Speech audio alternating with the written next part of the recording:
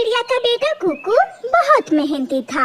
वो चाचा छमछम के फास्ट फूड ढाबे पर वेटर का काम करता था।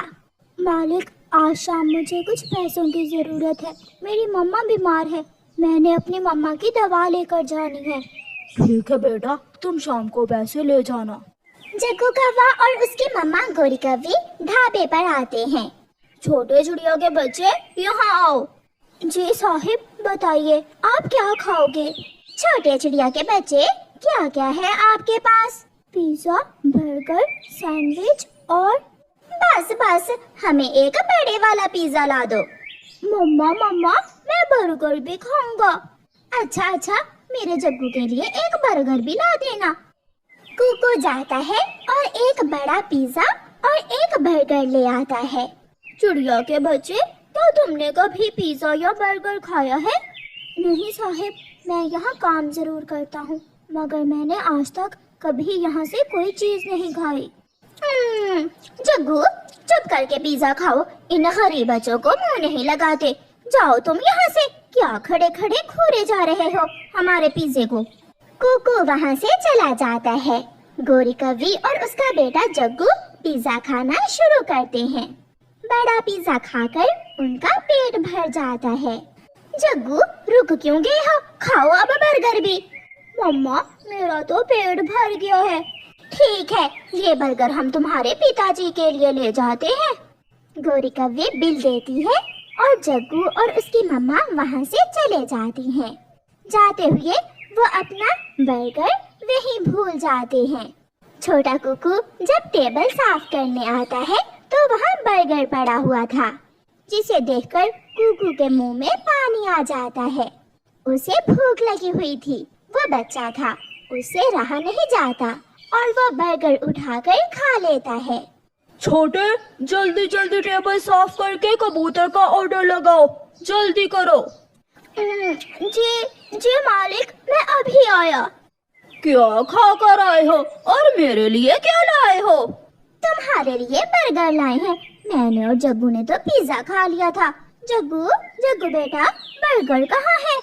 मम्मा, बर्गर तो आपके पास था। नहीं नहीं, बर्गर तुमने उठाया था। इसका मतलब तुम दोनों बर्गर वहाँ ही भूल आए हो। जल्दी चलो कालू, हम अभी वो बर्गर लेकर आते हैं। जग्गू घर में रहता है। गोरी और कालू बर्गर लेने चले जाते हैं।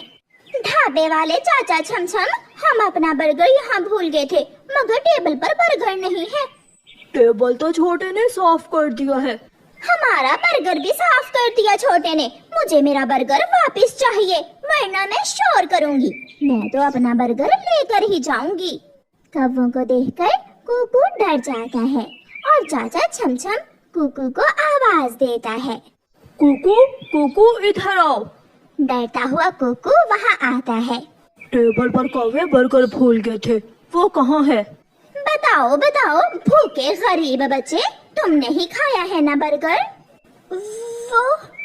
वो मैं समझा वेस्ट में जाएगा। बर्गर आप वहाँ छोड़ गए थे, इसलिए मैंने वो बर्गर खा लिया। छोड़कर नहीं, हम भूल कर गए थे। बहन, हम आपको नया बर्गर लगा देते हैं। और कुकू, तुमने किसी की चीज क्यों खाई? ऐसा कभी नहीं करते। गोरी और कालू नया बर्गर लेकर वहाँ से चले जाते हैं। जाओ कुकू, अब तुम भी घर जाओ। मगर मैंने सुबह आपको बताया था कि मुझे कुछ पैसे चाहिए। जो बर्गर कौवे लेकर गए हैं, उसमें तुम्हारी आज की भगार पूरी हुई। क्यों खाया था वो बर्गर? अगर माँ की दवा लेकर जानी थी तो ना खाते। कुकू बहुत परेशान हो जाता है। वो खाली हाथ ही वापस घर के लिए उड़ता है। वो रास्ते में जाकर एक नदी के पास बैठ जाता है। मैं दोषी हूँ। मैंने क्यों खाया वो बर्गर? अगर मैं बर्गर ना खाता तो मैं अपनी माँ के लिए दवा ले जाता। मैं बुरा हूँ। मैं बहुत बुरा हूँ। कुकू फूट फूट कर रोने लग जाता है। मेरी वजह से हुआ है ये सब। अब मैं मम्मा को जाकर क्या बताऊंगा? कुकू को रोता हुआ देखकर वहाँ एक सुंदर परी आ जाती है। कुकू कुकू चुप कर जाओ, तुम्हारा कोई दोष नहीं है। हाँ, मगर वो पक्षी बहुत जालिम है, वो कौवे भी और तुम्हारा मालिक भी, जो एक छोटे बच्चे को एक बर्गर ना दे सके। मुझे भूख लगी हुई थी, इसलिए मुझसे बर्गर देखकर रहा न गया। लो, ये थैली तुम अपने पास रख लो, इसमें वो सब कुछ है जिससे तुम्हारी किस्मत बदल सकती है। कुकू को थैली देकर परी वहाँ से चली जाती है। कुकू थैली को खोलकर देखता है तो उसमें ढेर सारे पैसे थे। कुकू खुश हो जाता है, वो जल्दी से उड़ता है और बुलबुल डॉक्टर के पास जाता है। वो अपनी बीमार माँ की दवा लेता है और घर पहुँच जाता है। आ गया मेरा बेटा? हाँ माँ, मैं आ गया। ये ले दवा, आप ये दवा ले ले। माँ चिड़िया दवा ले लेती है। क्या बात है, आज मेरा बेटा बहुत खुश लग रहा है। फिर कुकू अपनी माँ को सारी बात बताता है। मैं बहुत रोया, मैं बहुत पछताया कि मैंने वो बर्गर क्यों खाया। और फिर उस सुंदर परी ने मेरी मदद की। बेटा, जो पक्षी मेहनती और ईमानदार होता है वो हमेशा कामयाब होता है। माँ, मैं अब अपना फास्ट फूड का ढाबा बनाऊंगा। यहाँ गरीब पक्षियों को मुफ्त में खाना दिया करूँगा। हाँ मेरे बेटे, हमेशा ऐसे ही अच्छे अच्छे काम करते रहना। फिर दूसरे ही दिन कुकू जंगल में अपना एक ढाबा बना लेता है। कुकू का ढाबा बहुत सुंदर था। कुकू की मामा भी कुकू के साथ कुकू के ढाबे में उसकी मदद कर रही थी। कुकू जंगल के सारे पक्षियों को अपने ढाबे की ओपनिंग पर बुलाता है। वाह वाह, मजा ही आ गया। इतना बड़ा और स्वादिष्ट पिज्जा, और वो भी मुफ्त में। तोते भैया, आप जंगल के दूसरे पक्षियों को भी बता देना कि जिसके पास पैसे न हो पी सकता है। गोरी कौवी और कालू कौवा भी आ जाते हैं। छोटी चिड़िया के छोटे बच्चे, एक बड़ा बर्गर ला कर दो, आधा खाना लेना रास्ते में। कुकू चुपचाप गोरी और कालू को बर्गर ला कर देता है। गोरी और कालू बर्गर खा लेते हैं। बर्गर तो बहुत मजे का था। छोटी चिड़िया के छोटे बच्चे, कहाँ है इस ढाबे का मालिक? पैसे कहाँ देने हैं? गोरी, ये ढाबा मेरे बेटे का ही है और आज ओपनिंग का दिन है, इसलिए आज सारी चीजें फ्री में हैं। ये सुनकर गोरी और कालू तो हैरान हो जाते हैं। कैसे? ये सब तुमने कैसे किया, गरीब चिड़िया के बच्चे? ये सब उसी दिन हुआ जब मैंने आपका भूला हुआ बर्गर खाया था।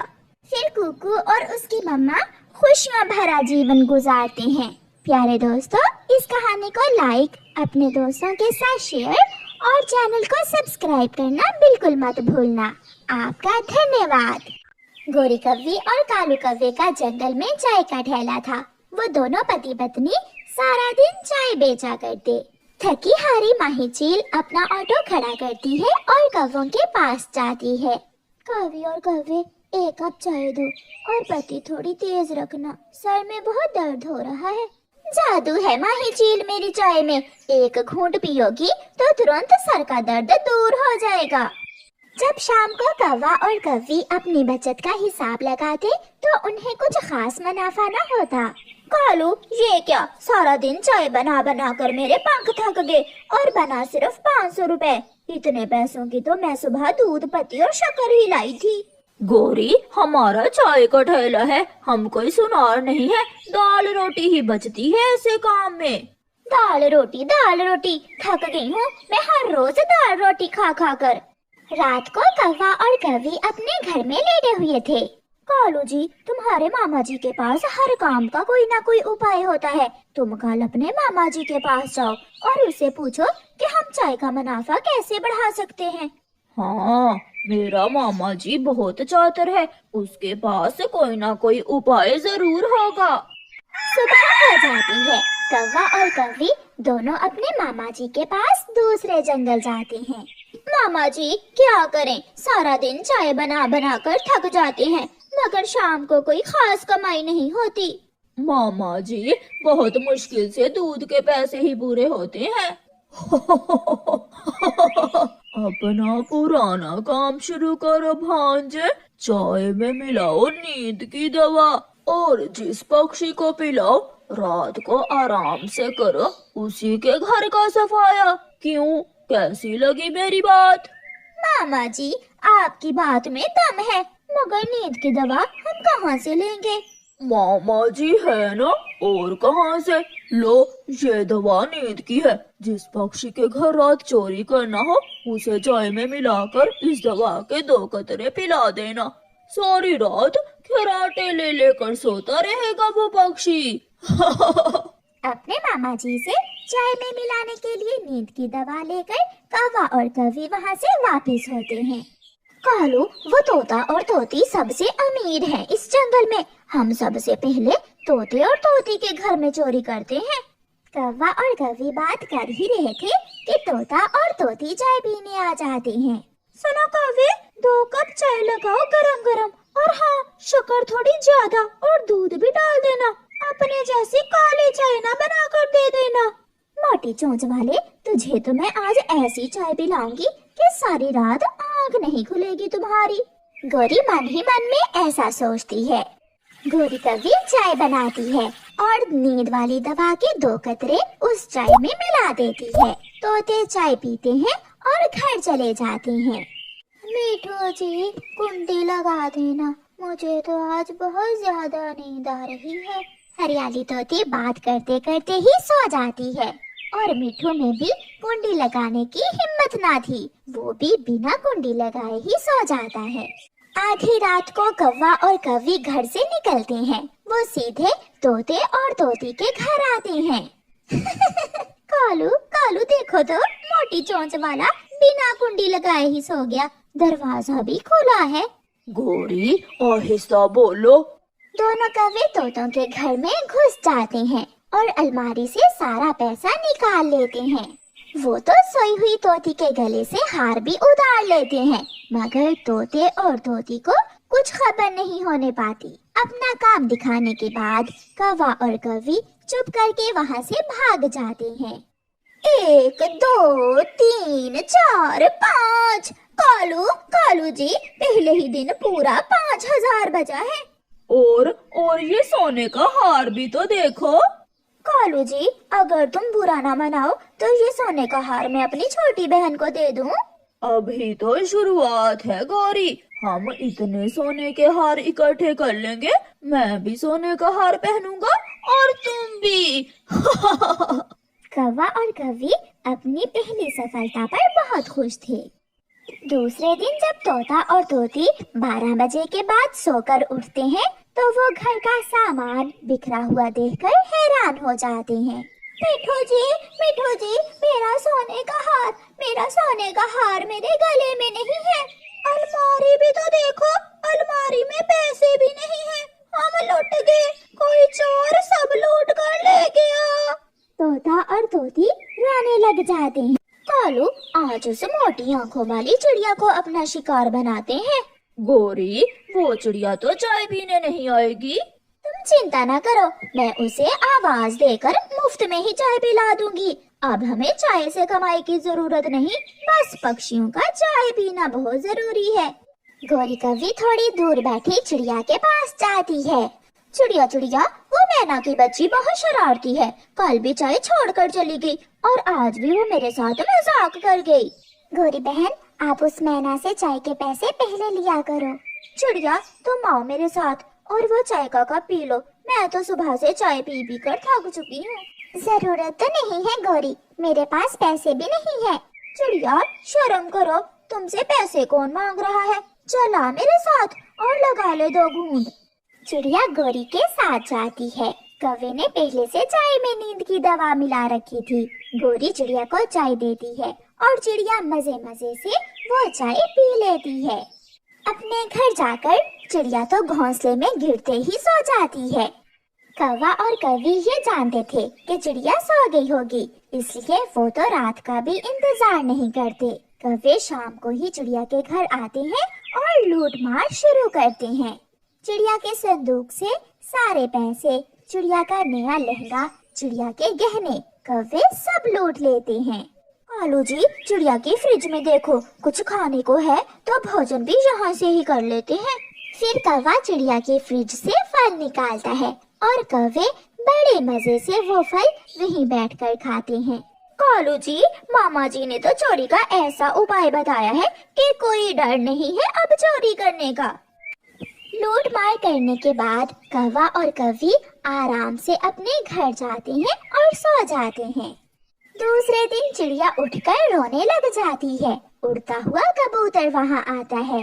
कबूतर भैया, वो चोर इतने न डर है कि मेरी फ्रिज से फल भी निकाल कर खा गए और छिलके भी मेरे घर में ही फेंक गए। पहले हुई तोते की चोरी, फिर हुई चिड़िया तुम्हारे घर। गहरी नींद आई थी दोनों को। इसका मतलब कुछ तो है, उन कौवों की चाय में कुछ तो है। मैं समझी नहीं कबूतर भैया। चिड़िया, धीरज रखो, मैं सब समझ गया हूँ।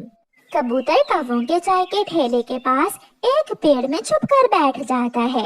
कालू जी, आज नींद की दवा पिलाएंगे मोटी बुलबुल को और कालू उसे गंदी आंखों वाले कबूतर को पिलाकर उसके घर का सफाया करेंगे। कबूतर सब सुन रहा था और जैसे ही कौवे बुलबुल को चाय में वो नींद की दवा मिलाकर चाय पिलाने लगते हैं तो कबूतर सामने आता है। चोर एक न एक दिन पकड़ा ही जाता है। कौन चोर कबूतर है? शर्म करो, यहाँ कौन चोर है? अभी बताता हूँ। फिर कबूतर पुलिस को फोन करता है। पुलिस आ जाती है और कबूतर पुलिस को सारी बात बताता है। कौवे और कौवी बहुत चातुर बनते हो तुम। 2-4 दिन जेल की दाल खाओगे तो अकल ठिकाने आ जाएगी। फिर पुलिस कौवों को पकड़कर ले जाती है और कौवे सारी चोरियां वापस कर देते हैं। पुलिस कौवों को उल्टा लटकाकर खूब पिटाई करती है।